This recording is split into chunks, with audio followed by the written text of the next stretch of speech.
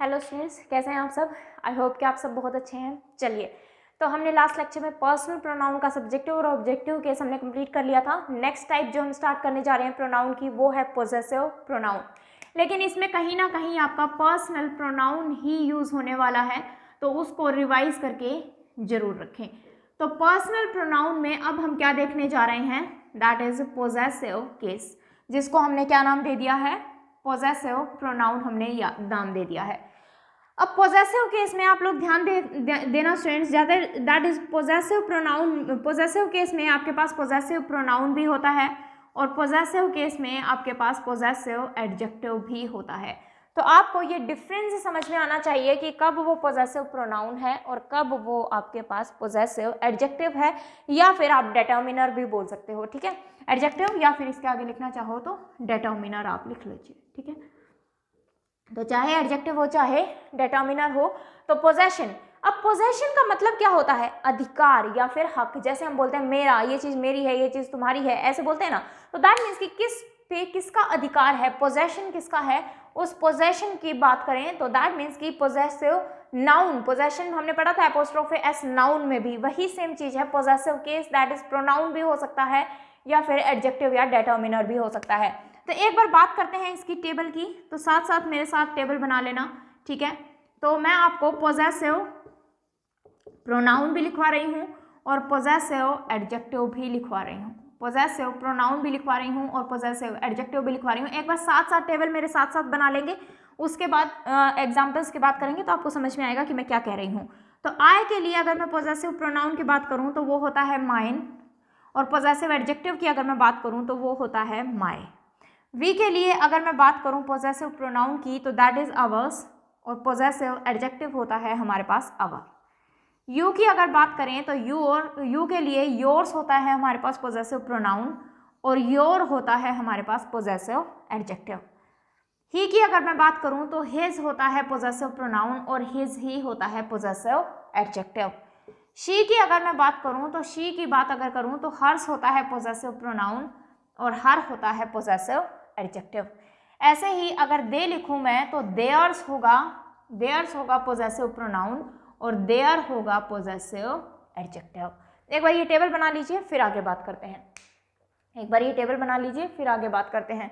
यहाँ पे मैंने देयर लिखा है स्टूडेंट्स, अगर आपको ना दिखाई दे रहा हो, DHEIR। ठीक है, तो पोजेसिव प्रोनाउन और पोजेसिव एडजेक्टिव हमेशा ही आपको इसका बेसिक ही दिमाग में रखना है। अगर मैं प्रोनाउन की बात कर रही हूं दैट मीन्स प्रोनाउन नाउन की जगह पे आएगा, प्रोनाउन नाउन को रिप्रेजेंट करेगा, और प्रोनाउन अगर नाउन को रिप्रेजेंट करेगा तो बताइए स्टूडेंट्स, इसके बाद मुझे नाउन लिखना चाहिए या नहीं। तो इसके बाद हम नाउन नहीं लिखेंगे। लेकिन अगर मैं एडजेक्टिव की बात करूं तो एडजेक्टिव नाउन या प्रोनाउन को एक्स्ट्रा मीनिंग देता है। नाउन या प्रोनाउन को अगर एक्स्ट्रा मीनिंग देता है तो दैट मीन्स कि ये नाउन की एक्स्ट्रा इंफॉर्मेशन देगा, तो इसके बाद हमें क्या लिखना पड़ेगा, एक नाउन जो है वो लिखना पड़ेगा। तो ये सबसे पहला सबसे बेसिक डिफरेंस है कि पोजेसिव प्रोनाउन के बाद हम कभी भी नाउन नहीं लिखते और पोजेसिव एडजेक्टिव के बाद हमें हमेशा एक नाउन लिखना पड़ेगा, अदरवाइज मीनिंग पूरा नहीं होगा। तो अगर आपको एक नाउन लिखा हुआ दिख रहा है तो दैट मीन्स कि वहां पे मुझे एक एडजेक्टिव की जरूरत है, और अगर मुझे वहां पे कोई भी नाउन नहीं दिख रहा है सेंटेंस में तो दैट मीन्स कि मुझे वहां पे पोजेसिव प्रोनाउन की जरूरत है। ठीक है, पोजेसिव प्रोनाउन की जरूरत है। और अगर मैं इस नाउन की बात करूं तो नाउन मैं आपको ऑलरेडी पढ़ा चुकी हूं। ये जो नाउन है वो आपका सिंगुलर भी हो सकता है, ये जो नाउन है आपका वो प्लूरल भी हो सकता है, और ये जो नाउन है आपका वो अनकाउंटेबल भी हो सकता है। इससे कोई भी फर्क नहीं पड़ेगा हमारे पोजेशन पे, इससे कोई भी फर्क नहीं पड़ेगा हमारे पोजेशन पे। ठीक है, चलिए अब बात ये आती है कि सब पे हमने SSS लगाया है। ठीक है, ऐसे ही हमने माइन को क्या नहीं लिखा, माइज नहीं लिखा। माइन को क्या नहीं लिखा, माइज नहीं लिखा। क्यों नहीं लिखा, सिर्फ बोलने में अटपटा सा लग रहा था, बोलने में अच्छा नहीं लग रहा था, इसलिए इंग्लिश वालों ने सोचा कि ना माइज तो कुछ जचा नहीं, इसलिए माइज की जगह पे क्या बना दिया, माइन बना दिया, और कोई इसके पीछे लॉजिक नहीं है। इस पे एस लगाया, इस पे एस लगाया, हर्स पे एस लगाया, हिज पे एस नहीं लगाया। मुझे बताओ, हिसिंग साउंड हमने पढ़ी थी नाउन में, रमेश बोल रहे थे तो क्या वापस से एस को बोल पा रहे थे? नहीं। ऐसे ही जब हम हिज बोल रहे हैं तो हिज के बाद दोबारा एस को बोल पा रहे हैं? नहीं, हिज के बाद दोबारा एस को नहीं बोल पा रहे, और दोबारा एस को नहीं बोल पा रहे तो दैट मीन्स कि यहाँ मुझे दोबारा एस लगाने की जरूरत नहीं है। आई थिंक ये बात आपको समझ में आई। इस टेबल को नोट डाउन कर लीजिए, फिर एग्जाम्पल्स पे आ जाते हैं। एग्जाम्पल के थ्रू देखेंगे कि कब हमें पोजेसिव प्रोनाउन की जरूरत है, कब हमें पोजेसिव एडजेक्टिव की जरूरत है, या फिर सिंपली हमसे पार्ट्स ऑफ स्पीच पूछ ली जाए तो हमें ये पता लगना चाहिए कि वो पोजेसिव प्रोनाउन है या फिर पोजेसिव एडजेक्टिव है। पोजेसिव प्रोनाउन है या फिर पोजेसिव एडजेक्टिव है, ठीक है। इट का केस हम बिल्कुल लास्ट में करने वाले हैं, इट की मैं अभी जिक्र ही नहीं कर रही। इट के सारे केसेस को हम अलग से डिटेल में देखेंगे बाद में, जब हमारा ये सब पोजेशन कंप्लीट हो जाएगा उसके बाद हम इट को ही करने वाले हैं, ठीक है। तो आई थिंक इतनी बात आपको समझ में आई। बिल्कुल ही बेसिक, बिल्कुल ही सिंपल से सेंटेंस से मैं आपको समझाने चाह रही हूँ। देखना क्या लिख रही हूँ मैं लिख रही हूँ this chair is my chair. This chair is my chair, ये जो चेयर है वो मेरी चेयर है। एक सेंटेंस मैंने आपको लिखा this is my chair, this is my chair, ठीक है। This chair is my chair and this is my chair. Meaning देखो, दोनों ही सेंटेंस जो है मीनिंग बिल्कुल सेम दे रहे हैं। दोनों ही सेंटेंस अगर मीनिंग सेम दे रहे हैं तो मुझे बताओ ऊपर वाले सेंटेंस में मेरा क्या रिपीट हो रहा है? चेयर रिपीट हो रहा है। क्या नीचे वाले सेंटेंस में चेयर कहीं भी रिपीट हो रहा है? नहीं, चेयर कहीं भी रिपीट नहीं हो रहा। दैट मीन्स इस चेयर को मैं नहीं हटा सकती। अगर इस चेयर को मैं हटा दूं और इस चेयर को अगर मैं हटा दूं तो माय, दिस इज माय, आप मैं कह रही हूं दिस इज माय, तो आगे कहोगे आगे तो बताओ क्या, आपका क्या। तो दैट मीन्स कि इस माय के बाद मुझे एक नाउन जो है वो लिखना ही पड़ेगा, क्योंकि ये नाउन जो है सेंटेंस में कहीं भी रिपीट नहीं हो रहा।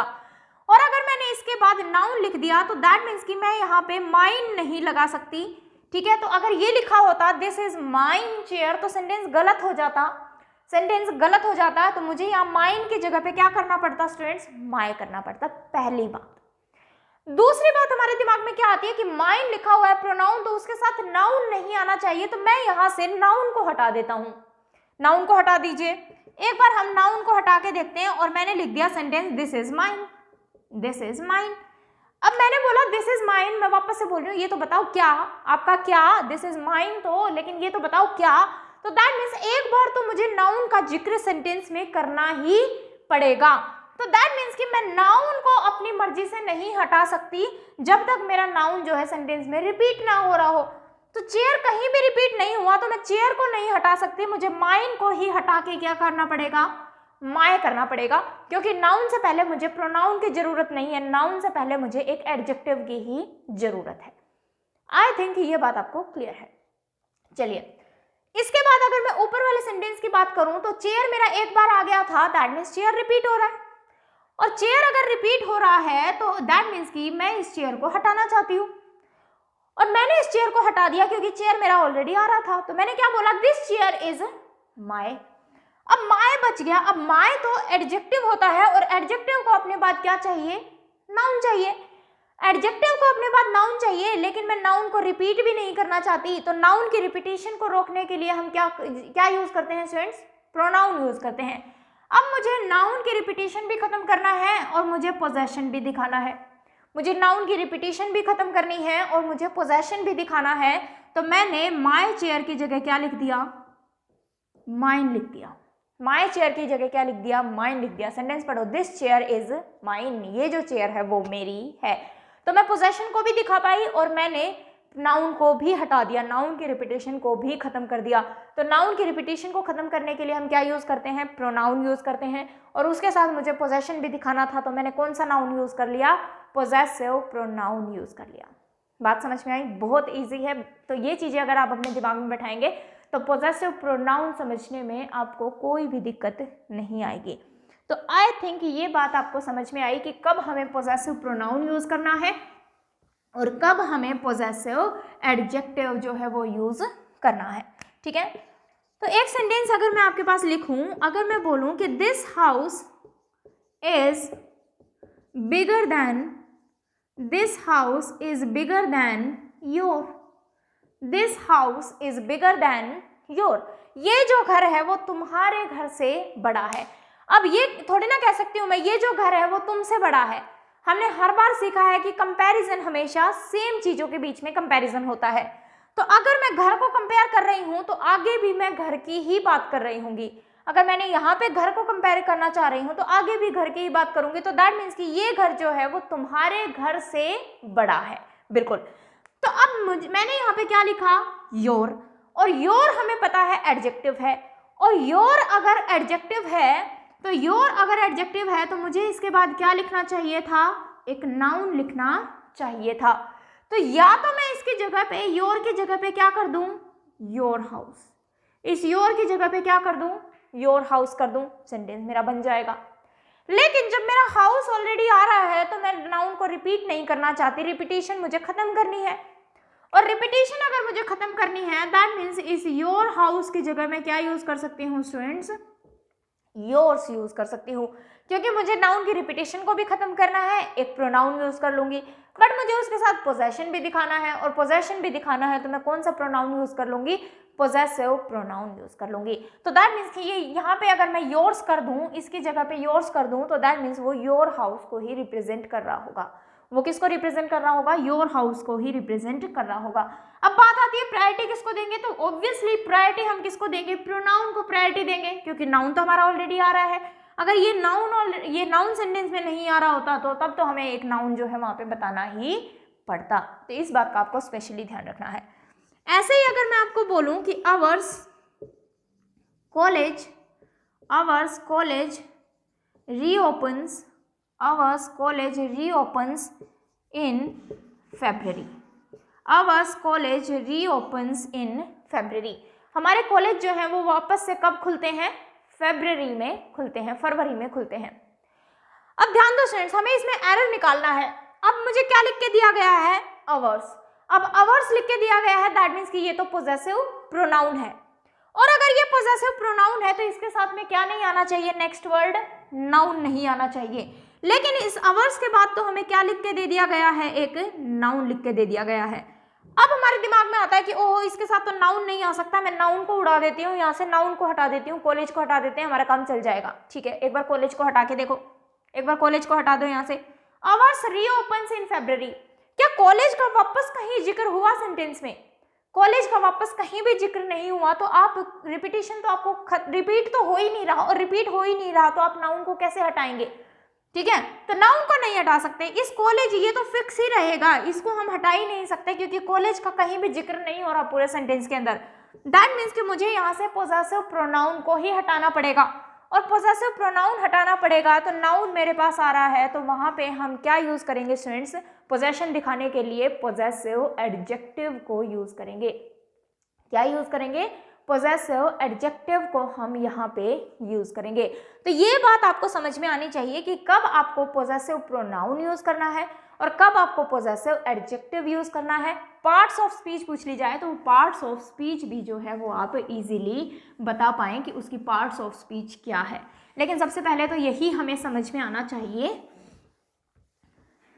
कि क्या हम यूज़ कर सकते हैं, किस तरीके से हम यूज़ कर सकते हैं, किसको हमें प्रायोरिटी देनी है और किसको हमें प्रायोरिटी नहीं देनी है। एक चीज़ और सीखिए, और एग्जांपल देती हूँ मैं आपको। फॉर एग्जांपल अगर मैं लिखूँ कि your house is a beautiful house, your house is a beautiful house, ठीक है। और एक सेंटेंस में लिख रही हूँ आपके पास, your house is beautiful, your house is beautiful, आपका घर जो है वो सुंदर है। अब दोनों ही सेंटेंसेस में मैं सेम बात बोल रही हूं, your house is a beautiful house and your house is beautiful. अब हमें पता है कि जो आर्टिकल आता है वो स्टूडेंट्स नाउन के लिए आता है। अगर मैं नाउन को हटा रही हूं तो मैं यहां से किसको हटा दूंगी, आर्टिकल को भी हटा दूंगी। अगर मैंने नाउन को हटा दिया तो मैंने आर्टिकल को भी हटा दिया, तो सेंटेंस मेरा क्या बन गया, ये बन गया। मुझे ये बताइए, क्या मैं इस योर हाउस की जगह पे योर्स लिख सकती हूँ क्या इस सेंटेंस के अंदर? क्या मैं इस योर हाउस की जगह योर्स लिख सकती हूँ? नहीं लिख सकती। क्यों नहीं लिख सकती? क्योंकि मेरा सेंटेंस में हाउस कहीं आ ही नहीं रहा, रिपीट ही नहीं हो रहा। रिपीट ही नहीं हो रहा तो दैट मीन्स मुझे इस हाउस को रखना पड़ेगा। तो इस सेंटेंस में मुझे पोजेसिव एडजेक्टिव की जरूरत है, पोजेसिव प्रोनाउन की जरूरत नहीं है। बात समझ में आई? ठीक है। ऊपर वाले सेंटेंस में अगर मैं बात करूं तो क्या मैं इसकी जगह पे पोजेसिव प्रोनाउन यूज कर सकती हूँ? योर हाउस की जगह मैंने क्या लिख दिया? Yours. Yours is a beautiful house. बिल्कुल। अब मेरे पास हाउस आगे जो है रिपीट हो रहा है तो मैं यहाँ पे इसकी रिपीटेशन को खत्म कर सकती हूँ। तो बात वही कह रही हूँ जो नीचे वाले में कह रही थी, लेकिन नीचे वाले में मैं इसको पोजेसिव प्रोनाउन से नहीं हटा सकती थी, लेकिन ऊपर वाले में मैं इसकी जगह पे पोजेसिव प्रोनाउन यूज कर सकती हूँ क्योंकि हाउस का जिक्र वापस से हो रहा है सेंटेंस के अंदर। तो ये बात हमें समझने की जरूरत है यहाँ पे। तो मुझे एक बात बताइए स्टूडेंट्स, यहाँ पे जो मैंने ये योर्स यूज किया या ये योर हाउस था, तो ये हमारे सेंटेंस में किसका काम कर रहा था? सब्जेक्ट का काम कर रहा था। और अगर ये सब्जेक्ट का काम कर रहा था, इसको मैंने किससे रिप्लेस कर दिया? पोजेसिव प्रोनाउन से रिप्लेस कर दिया। और अगर पोजेसिव प्रोनाउन से रिप्लेस कर दिया तो दैट मीन्स कि ये हमारे सेंटेंस का क्या है?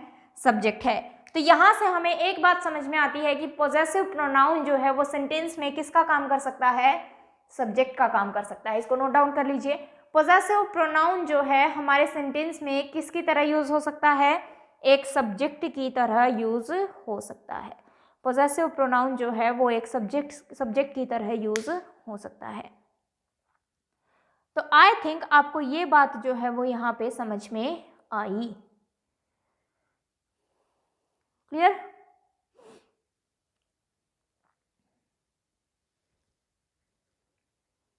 ठीक है, चलिए। ऐसे ही अगर मैं आपके पास लिख दूं your car is a new car, ठीक है, या फिर प्लूरल का कर लेते हैं, ये आपको सिंगुलर का दिख गया। Your cars are new cars. Your cars are new cars. आपकी जो गाड़ियां हैं वो नई गाड़ियां हैं। तो क्या मैं इस योर कार्स की जगह योर्स लिख सकती हूँ? Yours cars, yours are new cars, बिल्कुल लिख सकते हैं क्योंकि कार्स का जिक्र आगे हो रहा है। तो मैं यहाँ पे अगर आपसे पूछूं तो सब्जेक्ट का काम कर रहा है या ऑब्जेक्ट का? तो जो पोजेसिव प्रोनाउन है वो हमारा किसका काम कर रहा है? सब्जेक्ट का काम कर रहा है। इसको एक बार नोट डाउन कर लीजिए, फिर हम आगे बात करते हैं।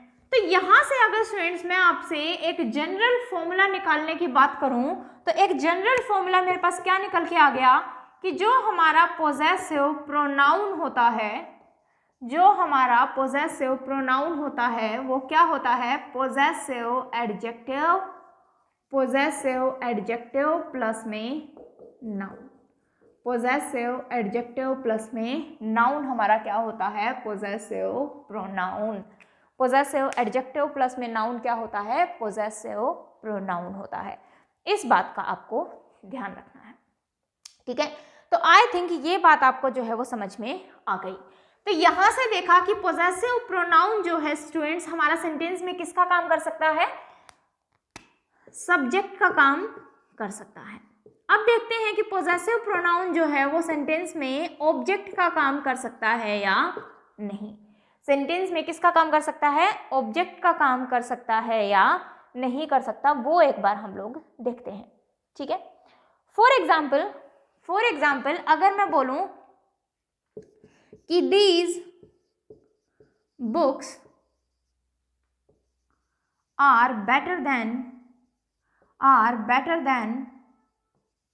Your books. These books are better than your books. ये किताबें जो हैं वो आपकी किताबों से अच्छी हैं।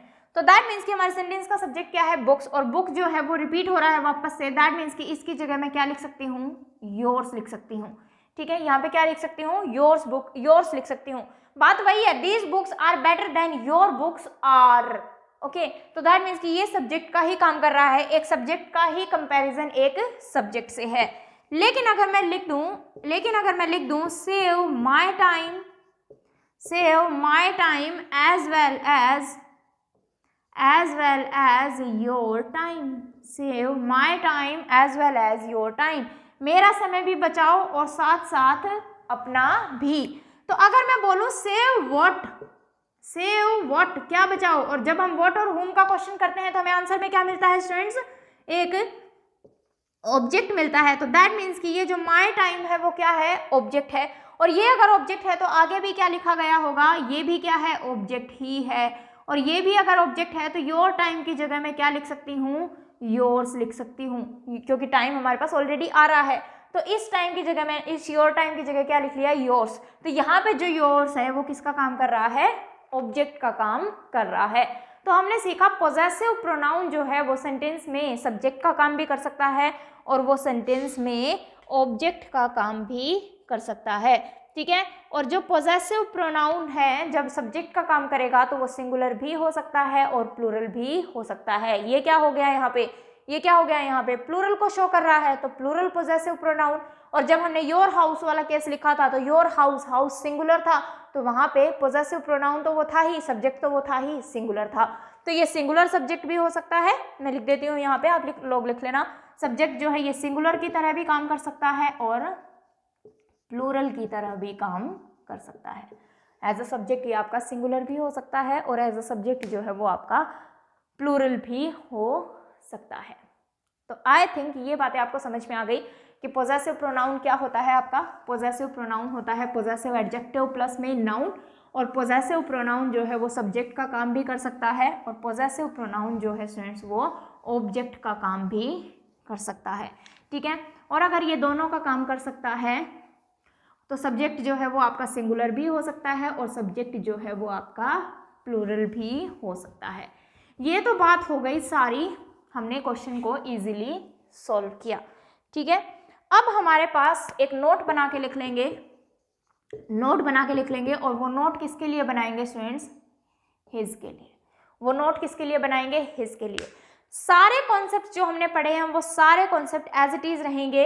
ये जो हिज है, लेकिन हमें पता है ये हिज ही पोजेसिव एडजेक्टिव भी होता है और ये हिज ही जो है वो प्रोनाउन भी होता है। तो जब ये प्रोनाउन होगा, मतलब पोजेसिव प्रोनाउन होगा, तो दैट मीन्स इसके बाद हम नाउन को नहीं लिखेंगे। लेकिन जब ये पोजेसिव एडजेक्टिव होगा तो इसके बाद आपको क्या दिखाई देगा, एक नाउन दिखाई देगा। यही इसको पहचानने का बस तरीका है। अगर हिज के बाद आपको एक नाउन दिखाई दे रहा है तो वो क्या है, पोजेसिव एडजेक्टिव। लेकिन अगर इसके बाद कोई नाउन नहीं है तो दैट मीन्स ये नाउन को ही रिप्रेजेंट कर रहा होगा और ये आपका क्या बन जाएगा, पोजेसिव प्रोनाउन बन जाएगा, ठीक है। फॉर एग्जाम्पल अगर मैं बोलूं कि his books are new books, his books are new books, उसकी जो किताबें हैं वो नई किताबें हैं। तो यहाँ पे मुझे हिज के बाद क्या लिखा हुआ दिख रहा है, एक नाउन लिखा हुआ दिख रहा है। और अगर इसके बाद मुझे एक नाउन लिखा हुआ दिख रहा है दैट मीन्स कि इसकी पार्ट ऑफ स्पीच क्या है स्टूडेंट्स, कि ये आपका पोजेसिव एडजेक्टिव है। ये आपका क्या है, पोजेसिव एडजेक्टिव है। लेकिन क्या मैं इसको रिप्लेस कर सकती हूँ हिज से, तो हिज मैंने लिखा हिज आर न्यू बुक्स, तो हमें पढ़ने में जरूर ये अटपटा लगेगा लेकिन सेंटेंस में कोई भी दिक्कत नहीं है, सेंटेंस बिल्कुल सही है। जैसे मैंने योर बुक्स को योर से रिप्लेस किया था, ऐसे ही मैंने हिज बुक्स को किससे रिप्लेस कर दिया, हिज से रिप्लेस कर दिया। तो यहाँ पे स्टूडेंट्स ये एडजेक्टिव नहीं बचा, ये आपका क्या बन गया, प्रोनाउन बन गया, क्योंकि मेरे पास आगे जो नाउन है वो एक बार आ रहा है। तो हिज जो है वही सेम चीज है। हिज जो है आपका एज अ पोजेसिव प्रोनाउन ये सब्जेक्ट का काम भी कर सकता है, एज अ पोजेसिव प्रोनाउन ये आपका ऑब्जेक्ट का काम भी कर सकता है। तो आपको यहाँ पे कंफ्यूज बिल्कुल भी नहीं होना है, ठीक है। तो आई थिंक ये बात जो है आपको समझ में आ गई है। यहाँ तक कोई भी डाउट हो तो मुझे बताइए।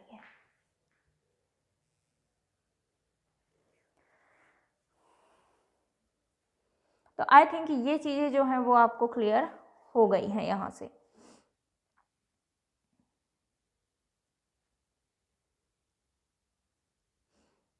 चलिए, तो एक बात हमें ये भी समझ में आ गई कि कब हम इनको रिप्लेस कर सकते हैं और कब हम इनको रिप्लेस नहीं कर सकते हैं। तो जब हमारे पास पूरी सेंस है तो हम इनको रिप्लेस कर सकते हैं, और जब हमारे पास पूरी सेंस नहीं आ रही है तो हम उसको वहाँ पे रिप्लेस नहीं कर सकते हैं पोजेसिव एडजेक्टिव को पोजेसिव प्रोनाउन से। तो इस चीज़ का हमें स्पेशली जो है वो ध्यान रखना है।